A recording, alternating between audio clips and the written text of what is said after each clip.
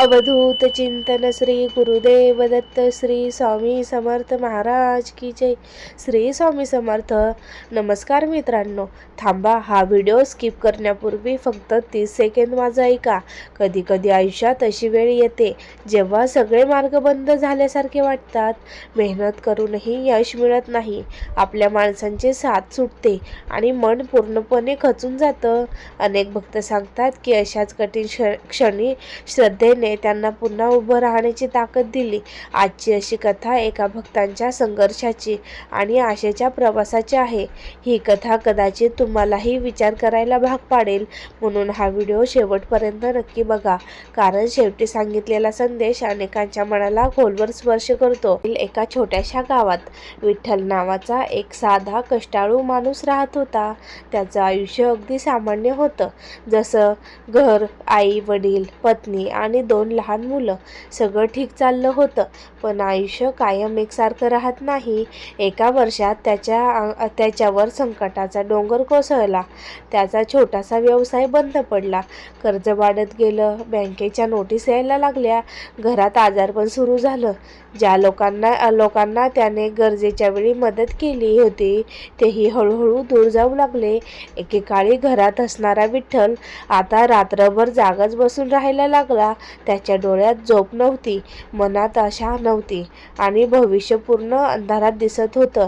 एक दिवस त्याच्या मुलाने निरागसपणे विचारलं, बाबा, आपण पुन्हा आनंदात कधी राहणार? तो प्रश्न ऐकून विठ्ठलाच्या डोळ्यात पाणी आलं. उत्तर त्याच्याकडे नव्हतं. त्या रात्री तो घराबाहेर पडला. आकाशाकडे पाहत तो बराच वेळ शांत उभा राहिला. मनात हजारो प्रश्न होते. मी इतकी मेहनत केली तरी माझ्याच आयुष्यात इतकी संकट का? माझं चुकीचं तरी कुठे? तेवढ्यात त्याच्या नजरेसमोर रस्त्याच्या टोकाला एक छोटंसं स्वामी समर्थांचं मंदिर दिसलं. ते हळूहळू मंदिराकडे चालू लागला. मंदिरात कोणीही नव्हतं, फक्त एक दिवा शांतपणे तेवत होता. तो स्वामींच्या मूर्तीसमोर बसला. पहिल्यांदाच त्याने काही मागितलं नाही. तो एवढंच म्हणाला, स्वामी, माझी संकट एका दिवसात दूर झाली नाही तरी चालेल, पण मला हार मानू देऊ नका, योग्य मार्ग दाखवा. हे बोलून तो बराच वेळ शांत बसून राहिला. त्या शांततेत त्याला कोणताही मोठा चमत्कार दिसला नाही, पण त्याच्या मनात एक विचार स्पष्ट झाला, उद्यापासून पुन्हा सुरुवात करायची. तो घरी परतला. दुसऱ्या दिवशी सूर्योदय झाला आणि त्याच्या आयुष्यात एक नव्या प्रवासाची सुरुवात झाली.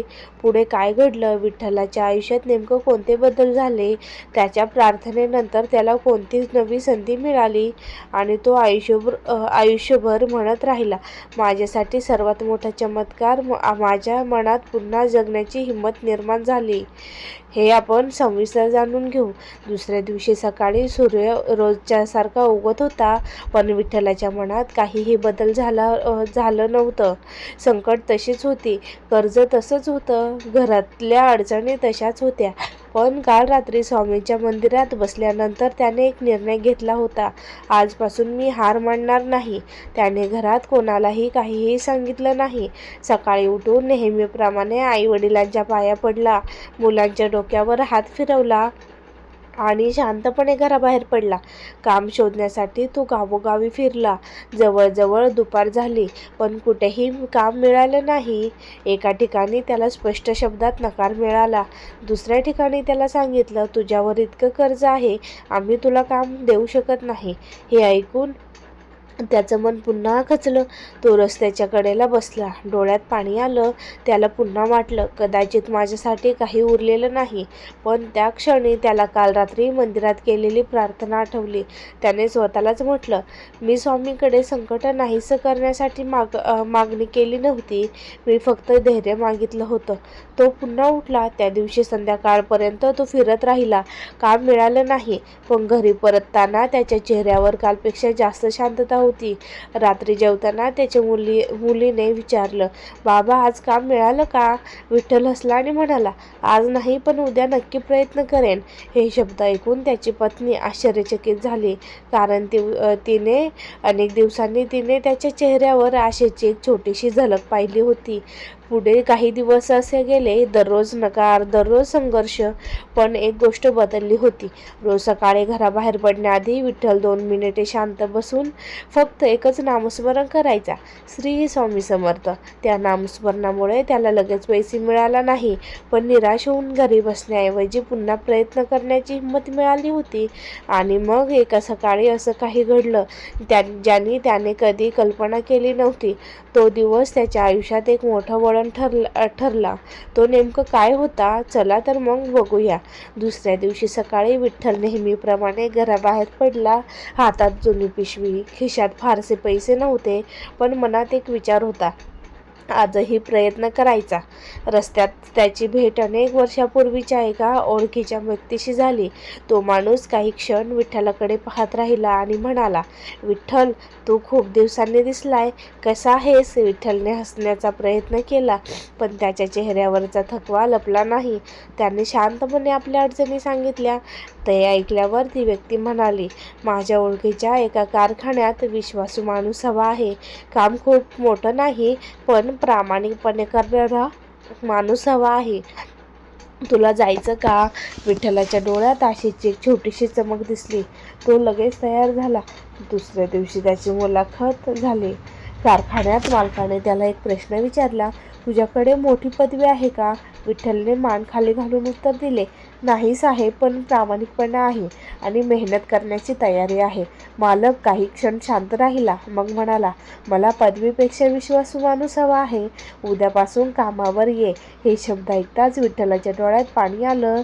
घरी परतल्यावर त्याने पत्नीला ही बातमी सांगितली. घरात अनेक दिवसांनी आनंदाचं वातावरण निर्माण झालं. मुलांच्या चेहऱ्यावर हसू परत आलं. आईने देवासमोर दिवा लावला. त्या रात्री विठ्ठल पुन्हा स्वामी समर्थांच्या मंदिरात गेला. यावेळी त्याने काहीही मागितलं नव्हतं. तो फक्त शांतपणे बसला आणि मनात म्हणाला, स्वामी, माझी प्रार्थना ऐकली म्हणून नाही, पण मला पुन्हा प्रयत्न करण्याची हिंमत दिली म्हणून तुमचा आभारी आहे. मित्रांनो, अनेक भक्तांच्या मते श्रद्धा म्हणजे प्रत्येक इच्छा लगेच पूर्ण होईल याची खात्री नव्हे, तर अडचणीच्या काळातही योग्य मार्गावर चालत राहण्याची प्रेरणा आणि धैर्य मिळणं हेच तिचे मोठं सामर्थ्य असू शकतं. पण विठ्ठलाची कथा इथे संपत नाही. काम मिळाल्यानंतर काही महिन्यांनी त्याच्या आयुष्यात आणखी एक मोठी परीक्षा आली आणि त्या परीक्षेने त्याला विश्वास आणखी दृढ केला. ती घटना आपण पुढे पाहूया. काम सुरू होऊन जवळपास 6 महिने झाले होते. विठ्ठल आता मनापासून काम करू लागला होता. कारखान्यातील प्रत्येकजण त्याच्या प्रामाणिकपणाचं कौतुक करत होता. हळूहळू त्याने थोडं थोडं कर्ज फेडायला सुरुवात केली. घरात पुन्हा हसू दिसू लागलं. मुलांच्या चेहऱ्यावर आनंद परतला. विठ्ठलाला वाटू लागलं, आता कदाचित आयुष्य पूर्वीसारखं होईल. पण आयुष्यातील खरी परीक्षा अजून बाकी होती. एक दिवस कारखान्याचे मालक सर्व कामगारांना एकत्र बोलवतात. त्यांच्या चेहऱ्यावर चिंता स्पष्ट होती. ते शांतपणे म्हणाले, कंपनी मोठ्या आर्थिक अडचणीत आहे. पुढचे काही महिने खूप कठीण असतील. काही लोकांना कामावरून कमी करावं लागू शकतं. हे ऐकताच सगळ्यांच्या चेहऱ्यावर भीती पसरली. विठ्ठलाच्या पायाखालची जमीनच सरकली. त्याच्या मनात पुन्हा तेच जुने प्रश्न उभे राहिले. देवा, पुन्हा तेच दिवस येणार का? त्या रात्री त्याला झोप लागली नाही. पहाटे तो पुन्हा स्वामी समर्थांच्या मंदिरात गेला. मंदिरात शांतता होती. एक छोटासा दिवा तेवत होता. विठ्ठल बराच वेळ काहीही बोलला नाही. नंतर त्याने हळू आवाजात म्हटलं, स्वामी, मी आता संकट संपवण्याची विनंती करणार नाही. फक्त एवढी कृपा करा की कोणताही निर्णय आला तरी मी प्रामाणिकपणा आणि धैर्य सोडू नये. दुसऱ्या दिवशी तो नेहमीप्रमाणे वेळेवर कामाला पोहोचला. इतर काही जण घाबरले होते. काही जण कामाकडे दुर्लक्ष करत होते. पण विठ्ठल मात्र नेहमीप्रमाणे पूर्ण प्रामाणिकपणे काम करत राहिला. काही दिवसांनी मालकाने त्याला ऑफिसमध्ये बोलवलं. विठ्ठलाच्या मनात भीती होती. त्याला वाटलं, आज कदाचित माझी नोकरी जाणार. तो शांतपणे ऑफिसमध्ये गेला. मालक काही क्षण त्याच्याकडे पाहत राहिले, मग हसून म्हणाले, विठ्ठल, कंपनी अडचणीत आहे, हे खरं आहे, पण अशा काळात विश्वासू माणूस ओळखू येतात. तू संकटातही काम प्रामाणिकपणे केलंस, त्यामुळे तुला कमी करण्याऐवजी आम्ही तुला अधिक जबाबदारी देण्याचा निर्णय घेतला आहे. हे शब्द ऐकून विठ्ठल काही क्षण बोलूच शकला नाही. त्याच्या डोळ्यात पाणी आलं. त्या दिवशी घरी परतताना पाहताना त्याने आकाशाकडे पाहिलं आणि मनात फक्त एकच विचार आला. श्रद्धेने मला संकटापासून पळायला शिकवलं नाही, संकटासमोर उभं राहायला शिकवलंय. मित्रांनो, कधी कधी आयुष्य बदलतं ते एवढं मोठ्या घटनेमुळे नाही, तर दररोज घेतलेल्या योग्य निर्णयामुळे. आणि विठ्ठलाच्या आयुष्यात सर्वात भावनिक प्रसंग अजून बाकी होता. तो प्रसंग त्याने आयुष्यभर विसरला नाही.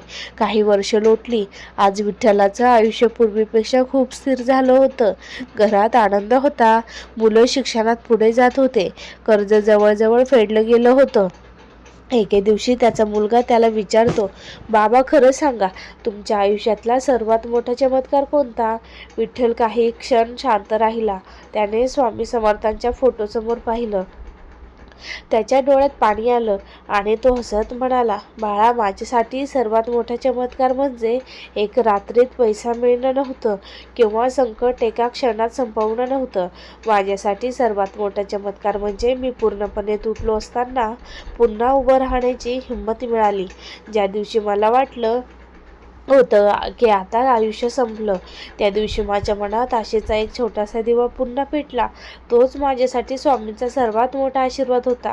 हे ऐकून मुलाने वडिलांचा हातात घेतला.